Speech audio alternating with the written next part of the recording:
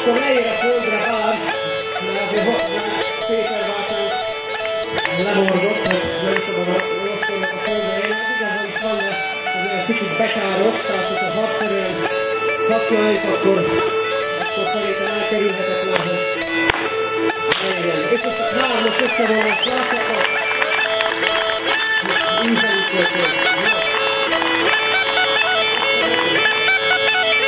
Következő eszközünk a bot, pászor bot, hogy ez itt a büdös embereknek nem lejtett harci. Jó, Antira vigyázzatok elején.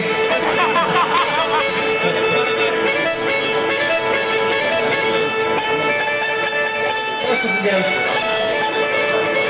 kicsit ilyen párbajszerű. A botolóból, tehát a botos táncokból érdekesen le lehet követni a huszár hatvágást. Nagyon sok mozdulat szinte egyezik a huszár hatvágást, csak annyi, hogy a